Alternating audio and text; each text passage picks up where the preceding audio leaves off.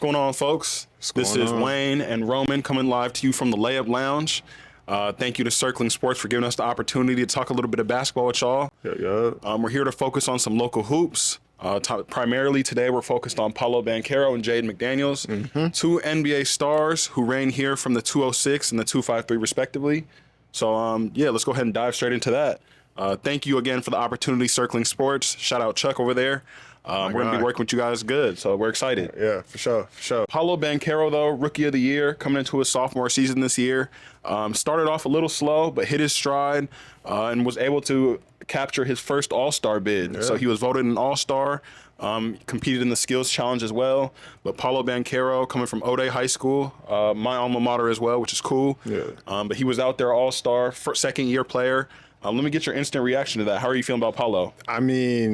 I think it was bound to happen. As soon as he got drafted, he was going to be a future All-Star. I think that it's a very great sign that going into his second year, coming off Rookie of the Year, came in, like you said, he came in a little bit slow to start the second year, but then, he really hit his stride with the Orlando Magic, and now, he's putting up All-Star numbers, and, it's only up from here, to be honest. I've been going on social media. They're already comparing him. They see the likes of like Braun and Melo in his game, and I gotta agree. He's been hooping.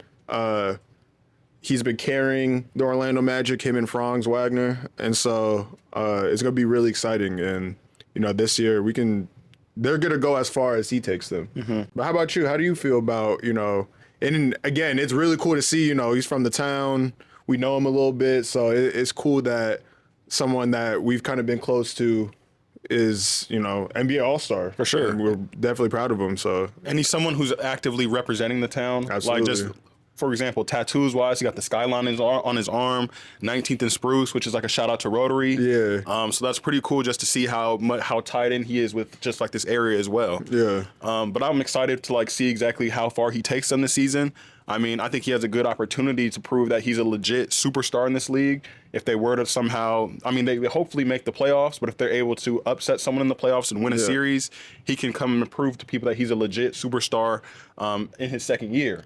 So the fact that that's already in contention already, I think it's only up from here, like you said. And I think that he's already, I know it's early, but I already think he's on pace to be, if he's not already said as to be like the best player to come out of Seattle or just Washington, period. Like, I think if he's not there already or close to it in other people's eyes, I think that he's very well on his way. He has to be. His hardware Jamal has what, 3 6-mans? He has 3 6-mans.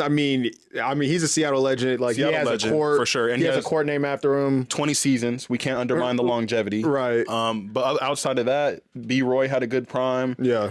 Nate was good for a while, but Paulo's ceiling right now and his peak, All-Star second year, Rookie of the Year, I don't think anyone's come close to that. And he's in his second year, and I don't think he's peaked yet. Like, he has it's only second year. He's 20, 21. Like, I think that he has a long way to go, in my opinion. He's already in a good spot right now. Next, we kind of wanted to talk a little bit about Jaden McDaniels. He's coming from Federal Way High School. He won a couple state championships out here, which is pretty cool. 1 or 2. Yeah, another Rotary guy. They went on like a dominant run in like the Peach Jam, him and Paolo. Yep. But he's doing his thing in Minnesota, and they're currently the #1 seed in the West. He's just like a max contract player. I think he just got like $250 million. Yeah. So he's a legit player, wing player who can guard almost any position on the court, knock down the 3-ball as well. And he's only getting better. Still a young dude. So what's your instant reaction to Jaden? How are you feeling about him this year? I think that first of all, the fact that he's starting on the best team in the West is, again, coming in as a late first-round pick. I don't know how much. I think at the time he was considered a steal, and I agree with that. Like, he was a steal. I think he was like the 28th pick in the first round, so definitely late there. Coming in, he's seen as like a 3-and-D guy, and that's the most sought-out position in the NBA right now. For sure. And obviously, he just got the contract because that's a valuable position, and there's not a lot of teams that have a guy who can play both sides of the floor at a very high level. But yeah, just his impact on Minnesota, and you've seen it. Even last year, you've seen the impact that he has on the team, because last year they could have went far. Fortunately, he breaks his hand during the last game of the season, and then you see how far that Minnesota went. As long as nothing like that happens this year, I think that they can make it really far in the Western Conference. For sure. I mean, he's outside of Rudy, he's like this other centerpiece of their defense. He takes like the best wing player, Rudy protects the paint, and they rock out like that. So, I mean, he's one of the, like he said, last year he was limited by his wrist injury or his broken hand. Yeah. Punching the wall in the tunnel. So, I mean, just age and experience, getting like more years under your belt, he's going to realize, control my emotions. And I think this year, they're the number 1 seed. I think they actually take like that major step.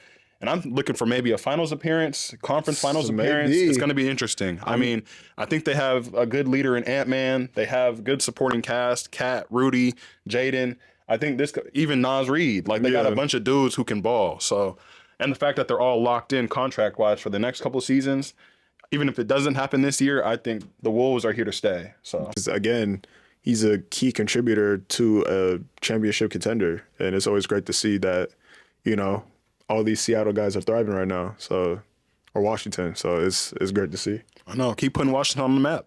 Yeah, for sure. And quick shout out to the Storm.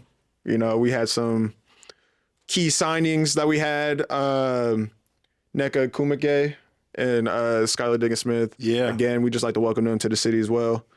Shout out Jewel Lloyd. We got a new big 3.